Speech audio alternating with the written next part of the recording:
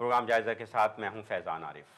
جس جمہوریت کا راگ الاپتے ہوئے ہمارے نام نہاد سیاستدانوں اور حکمرانوں کی زبان خشک نہیں ہوتی، آج اسی جمہوریت نے پاکستان کے حالات کو اس نہج اور مرحلے تک پہنچا دیا ہے کہ ملک کے عوام کی زندگی کی عجیب و غریب مشکلات شروع ہو گئی ہیں۔ ان کی روزمرہ کی زندگی مسائل اور مصیبتوں کا گھر بن گئی ہے، اور مجبور لوگ مسلسل یہ کہنے اور سوچنے لگے ہیں کہ جہاں بھونچال بنیادیں فصیل و در میں رہتے ہیں، جہاں بھونچال بنیادیں فصیل و در میں رہتے ہیں، ہمارا حوصلہ دیکھو، ہم ایسے گھر میں رہتے ہیں۔ آج بات چیت کا موضوع ہے کہ کیا جمہوریت پاکستان کے حالات کے لیے سازگار ہے، اور کیا پاکستان کے اندر کوئی تبدیلی اسی جمہوری نظام کے ذریعے سے آئے گی؟ بات چیت کے لیے بڑی معتبر شخصیت کو یہاں ہم نے زحمت دی ہے، ہم سب کے جانے پہچانے جناب لارڈ نذیر احمد صاحب، میں آپ کا خیر مقدم کرتا ہوں۔ عجیب حالات ہوتے جا رہے ہیں پاکستان کے، لوگوں نے اب یہ سمجھنا شروع کر دیا ہے کہ یہ بڑے بڑے جلسے شاید اس بات کی بنیاد بنیں گے کہ پاکستان کے اندر اب کوئی انقلاب آنے والا ہے۔ کیا یہ جلسے جلوسوں کی سیاست ہمارے مسائل کے حل کی نشاندہی کر رہی ہے یا اور مسائل میں اضافہ کرے گی؟ جلسے جلوس تو کسی مسائل کا حل نہیں ہوتے، یہ تو سارا سیاسی کیمپیننگ شروع ہو رہی ہے، کیونکہ سینٹ کے الیکشن ہے اگلے سال، اور اس کے بعد پھر فالوئنگ ایئر میں الیکشن ہوں گے۔ ڈیموکریسی کی جس کی بات کر رہے تھے، وہ تو یورپ میں بھی اب ڈیموکریسی کام نہیں کر رہی۔ گریس اور اٹلی میں اب جو ہے وہ ٹیکنوکریٹس انہوں نے رکھ لیے ہیں کہ وہ ان کی حکومتیں چلائیں، اور پورا یورپ جو دنیا بھر میں ڈیموکریسی امپوز کرتا تھا اور وہاں پہ ڈیموکریسی کو ایڈوکیٹ کرتا تھا، اب کہہ رہے ہیں کہ ٹیکنوکریٹس جو ہیں وہ ڈیموکریسی سے بہتر ہیں۔ تو یہ ضروری نہیں ہے کہ ڈیموکریسی وہ پھل لائے جو لوگوں کے خیالوں میں ہیں۔ انفارچونیٹلی پاکستان میں ڈیموکریسی نے کچھ لوگوں کے بیسک جو ضروریات ہیں نا جی، روٹی کپڑا مکان تو ایک کلیشے ہے، لیکن بیسکلی روٹی کپڑا مکان، ایجوکیشن، ہیلتھ، جو بیسک نیسیسٹیز ہیں وہ نہیں پوری ہو رہی۔ پاکستان کے اندر اگر آپ دیکھیں تو جو غریب ہے وہ بہت غریب ہوتا جا رہا ہے، اور جو رچ ہے، امیر ہے، وہ سپر رچ بن گئے ہیں، اور ٹیکسیشن وہ نہیں دیتے۔ جو رولنگ کلاس یا سمجھ لیں کہ جو پولیٹیکل کلاس ہے، وہ نیشنل ایسٹس کو سٹرپ کر کے ان کو سائفن آف کر کے پیسہ جو ہے وہ لوٹ کے ملک کے خزانوں سے لوٹ کے باہر لا رہے ہیں۔ اگر ملک کے اندر بھی رہ جائیں تو پھر بھی پرابلم نہیں ہے، لیکن توازن تو قائم قدرت نے رکھنا ہی ہے، اور انسانوں کو اس کا ذریعہ بنا رہا ہے کہ ہم جتنے اوورسیز پاکستانی ہیں اپنے وسائل اور پاکستان سے محبت کا خواب اپنے ذہن میں رکھتے ہوئے، اپنے دل و دماغ میں رکھتے ہوئے ہم وہاں پیسے بھیجتے ہیں، اور جو وہاں کے وسائل والے لوگ ہیں وہ وہاں سے پیسہ یہاں منتقل کرتے ہیں۔ یہ عجیب و غریب توازن ہے۔ وہ ایکچولی کیونکہ کرپشن کی وجہ سے، یہ نہیں کہ اللہ سبحانہ تعالیٰ نے کوئی ایسے توازن رکھا ہوا ہے۔ فرعون جو ہے وہ اتنا ظالم اور اتنا پاورفل تھا، اور اس کے جو لوگ تھے وہ بڑے غریب اور مسکین تھے۔ ایسے ہی افریقہ، اور اگر آپ کمپیئر کریں امریکہ کے ساتھ، وہ اللہ کی طرف سے توازن نہیں ہے، وہ لوگوں نے توازن اس طرح کا بنایا ہے۔ جو ہمارے ڈیاسپرا پاکستانیز ہیں وہ تو پاکستان پیسے بھیجتے ہیں۔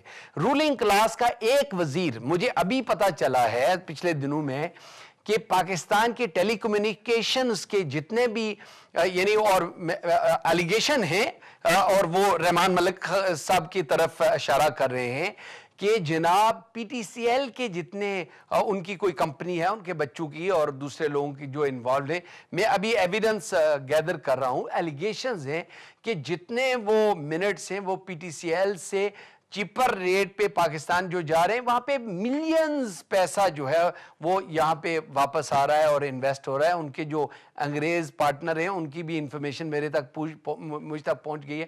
بہت سارے ایسے دوسرے لوگ ہیں، یعنی اس گورنمنٹ کے اندر پہلے بھی جتنے آئے ہیں ان میں سے بھی کرپشن تھی، لیکن وہاں پہ لمٹ تھا۔ یہ لمٹ لیس لوگ آ گئے۔ یہ جو جمہوریت جس سے ہم نے آج گفتگو کا آغاز کیا، یہ کیسی جمہوریت ہے؟ اگر اس ملک میں ہو تو وہ کچھ نہ کچھ مسائل کے حل کا سبب بنتی ہے، اور اس جمہوریت کے پودے سے کوئی پھول، کوئی پتے، اس طرح ہمارے ملک میں جب یہ جمہوریت رائج ہوتی ہے تو اس سے کانٹے اگتے ہیں، ببول اگتے ہیں، مسائل میں اضافہ ہوتا ہے۔ تو یہ کیا جمہوریت ہے؟ کیا اسی کے ذریعے سے، اسی جمہوریت کے خواب دیکھ کے ہم جو ہے دن بدن اپنے حالات کو خراب کرتے چلے جا رہے ہیں؟ ایکچول جو پرابلم ہے وہ ہمارے اندر ہے۔ اس کی وجہ یہ ہے کہ جو ویسٹرن جمہوریت ہے اس میں جو ووٹ دیتے ہیں وہ اس لیے ووٹ نہیں دیتے ہیں کہ ہمارا فائدہ کیا ہوگا، وہ ملک چلانے کے لیے، لیجسلیشن بنوانے کے لیے، اپنی اکانومی، اپنی سیکیورٹی، اپنے نیشنل انٹرسٹ کو دیکھتے ہوئے۔ ہمارے ہاں جو ووٹ دی جاتی ہے وہ برادری کے لیے دی جاتی ہے، وہ اس لیے دی جاتی ہے کہ تھانے سے، پٹواری سے، وہ اس لیے دی جاتی ہے کہ ان کو جب پرابلم ہوگی تو یہ لوگ ان کو اس سے چھڑائیں گے۔ اب عمران خان بہت اچھے آدمی ہیں، عمران خان کا جو نعرہ ہے وہ بہت اچھا نعرہ ہے اور لوگ ان کو سپورٹ کریں۔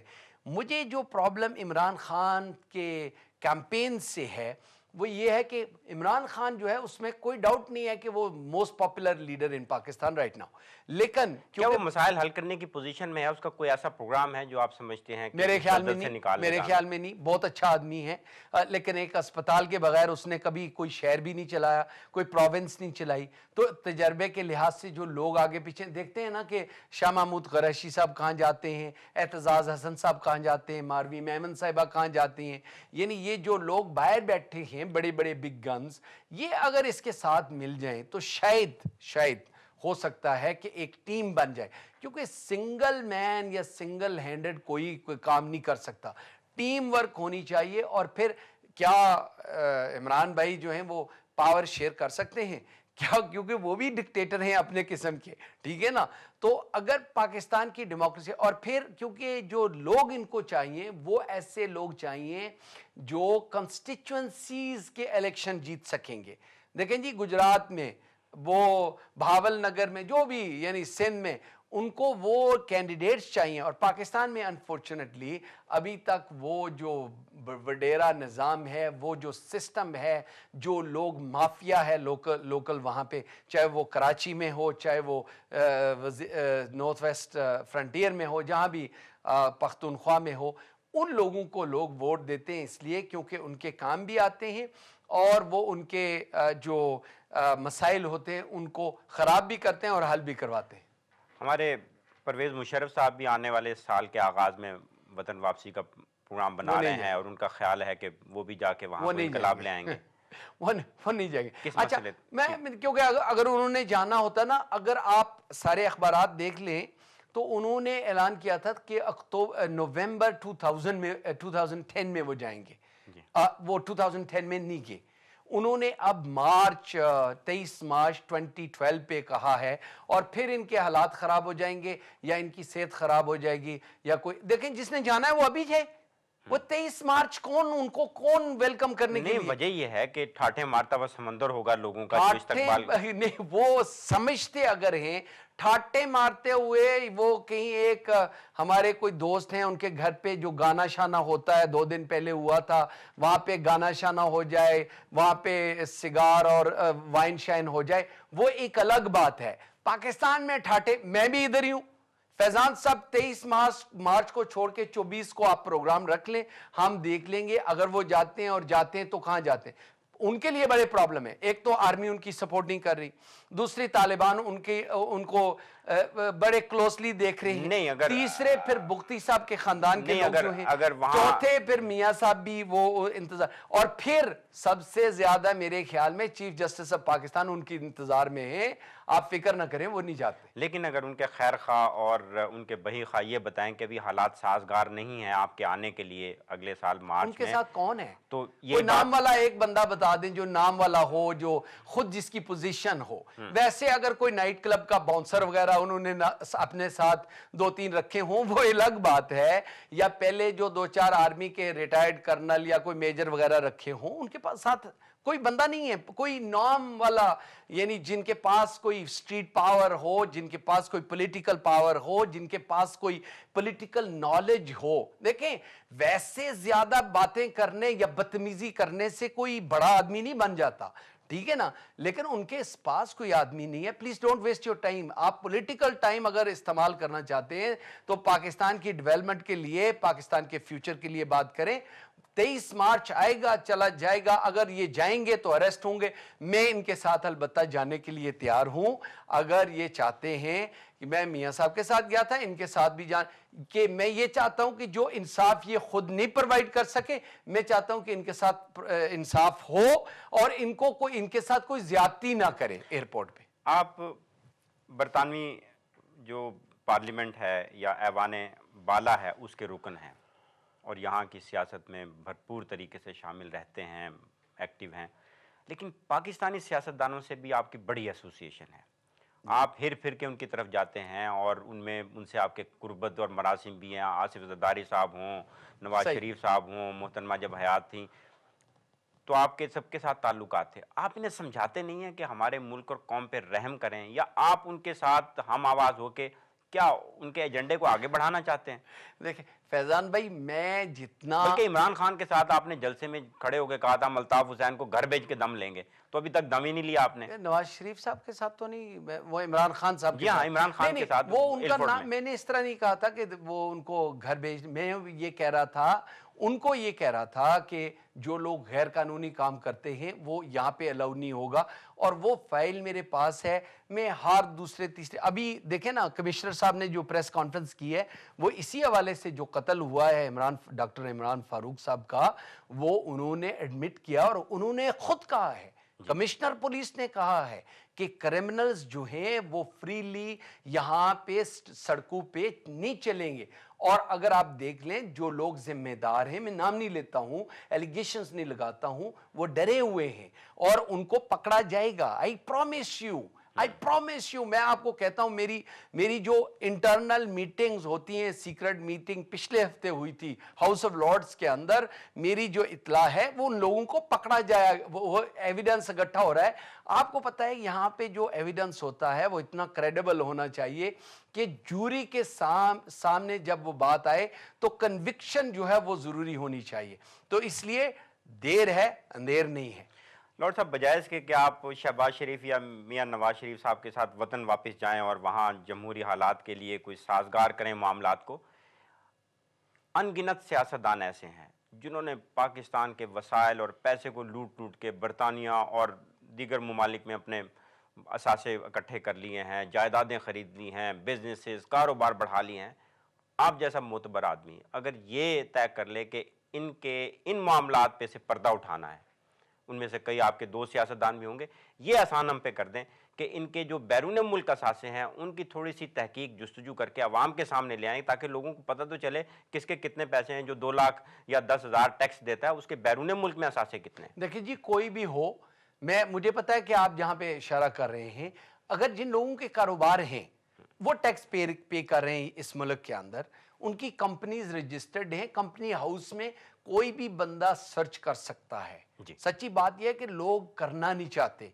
अगर कंपनीज का पता चल जाए जो उनके एड्रेस पे रजिस्टर्ड हैं, जिनमें उनकी डायरेक्टरशिप्स हैं, आपको पता चल जाएगा कि उसके मालकान कौन। या इस मुल्क में तो कोई चीज छुप नहीं सकती है और उनको टैक्स देना पड़ता है। मैं सिर्फ ये कार्ड इसलिए होल्डर निकाल के रखा हुआ है क्योंकि मैं हाउस ऑफ लॉर्ड्स का मेंबर हूं और पाकिस्तान की आईडी कार्ड में पास रखता हूं। मैं ड्यूल नेशनल हूं।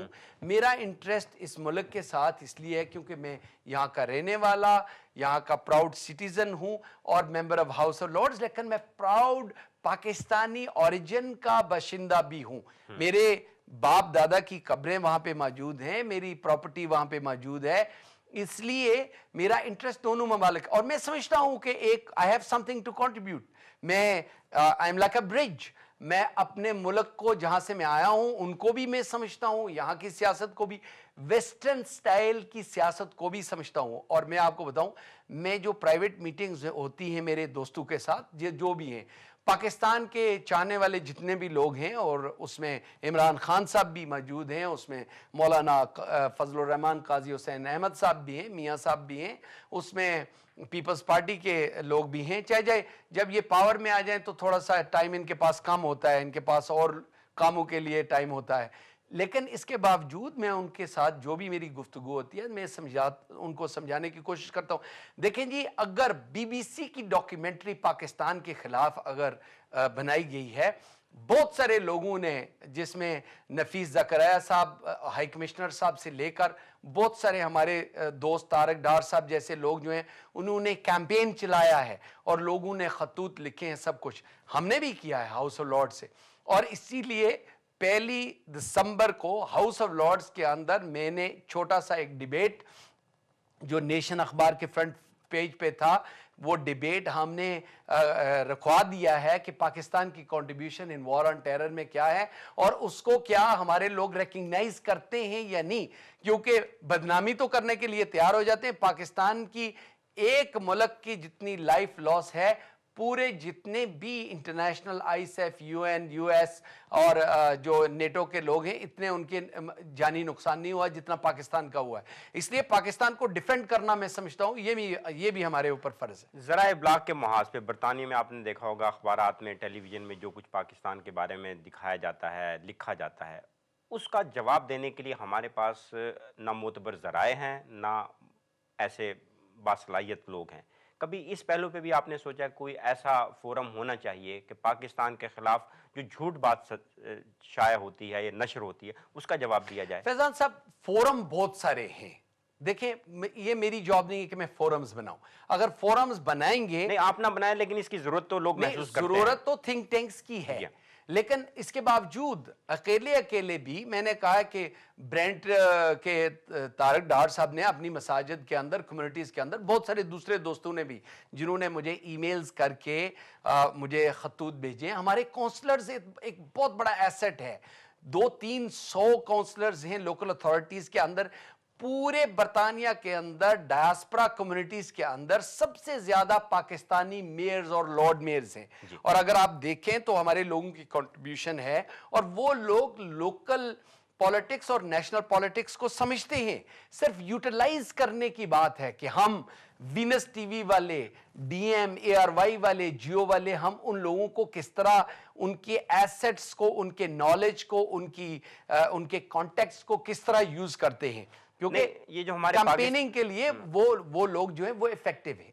ہمارے جو کشمیری پاکستانی لوگ ہیں، یہاں آباد ہیں، پاکستان سے کوئی یا کشمیر سے کوئی سیاستدان، حکمران آ جاتا ہے، اس کے پیچھے وسائل بھی ضائع کر رہے ہیں، وقت بھی ضائع کر رہے ہیں. یہی وسائل، یہی وقت اگر کسی ایسے مثبت کام پہ خرچ ہو، صرف ہو، جس سے ملک اور قوم کا جو ہے کچھ نام اور اس کا اعتبار قائم رہ سکے، یہ ہونا چاہیے. ترجیحات ٹھیک نہیں ہیں. اس پہ میں آپ سے اتفاق کرتا ہوں. انفارچونیٹلی ہمارے جو کمیونٹی کے ریسورسز ہیں وہ بہت سارے ویسٹ ہوتے ہیں. انفارچونیٹلی وہ بھی ہر 2 مہینے کے بعد، ہر 6 ہفتے کے بعد لیڈران آ جاتے ہیں یہاں پہ. وہ پیٹرنائز کرتے ہیں ہمارے لوگ جو پاکستان جاتے ہیں، آزاد کشمیر جاتے ہیں، ان کو وہ کوئی گاڑی دے دیں گے، کھانا دے دیں گے، پھر ہم انڈر ابلیگیشن ہو جاتے ہیں. مجھے خود بھی جو مجھے چائے پلائے وہاں پاکستان میں اس کو ہاؤس آف لارڈز میں چائے پلاتا ہوں، جو مجھے کھانا کھلائے میں اس کو کھانا کھلاتا ہوں. تو آپ اندازہ لگا لیں کیوں لگا رہتا ہے. کل بھی 12 لوگ تھے کل ہاؤس آف لارڈز میں. میں اس لیے نہیں کہہ رہا ہوں کہ جو سن رہے ہیں یا دیکھ رہے ہیں وہ کہیں گے جی لارڈ نذیر گن رہا ہے، میں نام نہیں لے رہا ہوں. لیکن کیونکہ یہ ہمارا معاشرہ بھی ہے، کلچر بھی ہے کہ ہاسپٹیلٹی پاکستان میں جو بھی جائے وہ کہتے ہیں جی کھانا. پھر کیونکہ ہم جو برطانیہ یا یورپ سے لوگ جاتے ہیں، ہمیں جب کوئی کھانا کھلا دے، ہم کوشش کرتے ہیں اس نے 1 کھانا کھلایا، ہم 4 کھانے کھلائیں. صحیح. یہ جو حالات اس وقت پاکستان میں ہیں، مسائل بڑے سنگین ہو گئے ہیں، گھمبیر ہو گئے ہیں. بعض لوگوں کا خیال ہے کہ یہ ناقابل حل ہو گئے ہیں. اب ان مسائل اور ان گتھیوں کو سلجھانا، حل کرنا اب شاید ہی کسی کے بس کی بات ہو. لوگ دعوے تو بہت کرتے ہیں، پروگرام کسی کے پاس نہیں ہے کہ بد امنی سے ہمیں کیسے نجات ملے گی. ہمارے ملک میں توانائی کا شدید بحران ہے، اقتصادی طور پہ ہم بہت پیچھے چلے گئے ہیں. گاڑی کی ڈرائیونگ سیٹ پہ ہر کوئی بیٹھنا چاہتا ہے. منزل کیا ہوگی، لے کے کس طرف جانا ہے، کیا اکیلا آدمی یہ کر سکتا ہے، یہ کسی کے پاس کوئی ایسا مربوط پروگرام نہیں ہے. آپ سمجھتے ہیں ان حالات میں آنے والے دنوں میں اگر انتخابات ہوں گے یا کوئی نئی قیادت آئے گی، اس کے بس کی بات ہوگی کہ پاکستان کے حالات کو تھوڑا سا بہتر کر دے؟